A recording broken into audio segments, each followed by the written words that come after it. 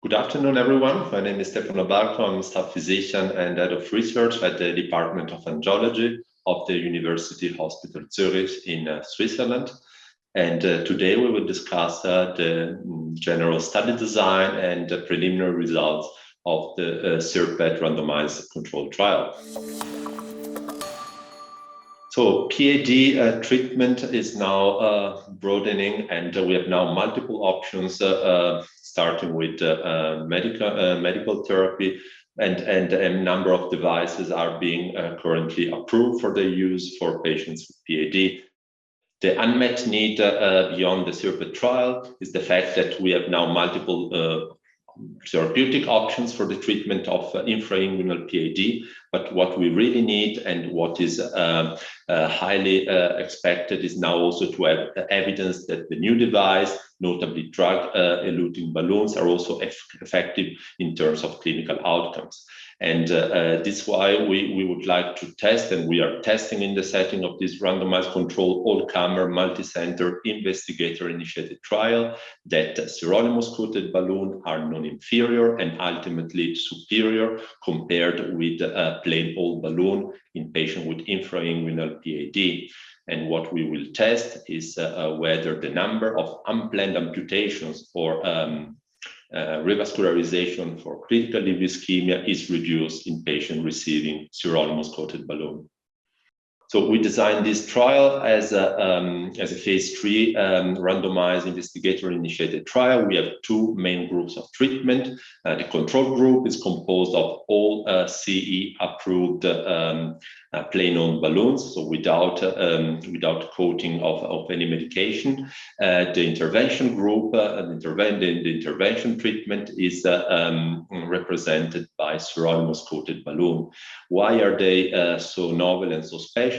Because of their nanotube technology that actually allows the encapsulation of submicron-sized sirolimus drug into phospholipid on the surface of the balloon, and this surface is homogeneously encapsulated with drugs, and this allows a more uniform delivery of the drug until the deepest layer of the vessel wall, but also would allow a most and safer profile in terms of release of the drug only in the local lesion without dispersion in the circulation. So one of the main characteristics of prior trials is that there was a highly selected population being included in randomized controlled trials. And this, of course, limits the external validity of the main results.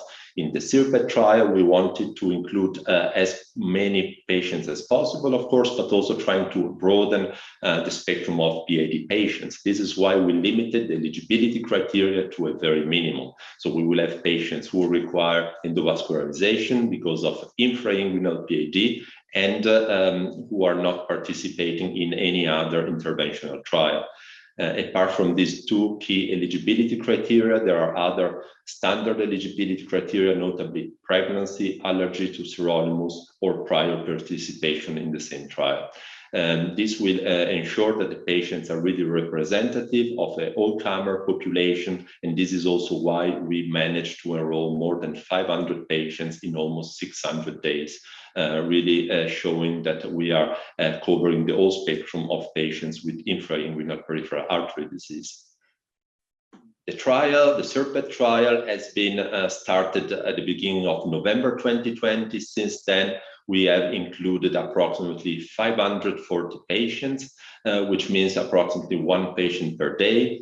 And we could now complete the first safety analysis of the trial to prove that mortality rate is similar in the two groups. So we have just analyzed the data of the first 150 patients with at least 1 year of follow-up, and we could confirm that the mortality rate in this patient population in the two groups was similar. Based on these results, the DSMB of the trial suggested continuation of the study until the next milestone, and we will perform multiple safety analysis for the harder clinical safety outcomes of all-cause death, The primary efficacy and outcome analysis is planned, however, after the 50% of enrollment of the patient population plus 1 year follow-up. So we will have the first data on efficacy outcome no earlier than June, July 2023. So until now, we can conclude that sirolimus, at least based on the very first patients, 150, is as safe as standard balloons. This is the first conclusion. The second conclusion is that based on the baseline characteristics of the first 500 patients, we managed to enroll a sick population with severe comorbidities, therefore reflecting real life work. And as I said, enrollment will continue until the enrollment of 1,200 patients or 1,200 patients, which are needed to show non-inferiority and possibly superiority of the sirolimus-coated balloon. So for the primary efficacy outcome, be a little bit more patient. For the safety outcomes, I can confirm we have until now no signals that sirolimus-coated balloons are characterized by a worse safety profile than normal plain old balloons.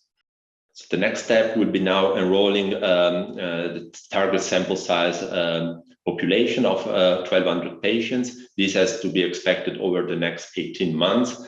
And this will be a very much needed trial because it will finally include a large population of PAD patients and study hard clinical outcomes. So I think this trial will cover a substantial gap of knowledge for the treatment of PAD, and the results will be relevant also for future guidelines in the field.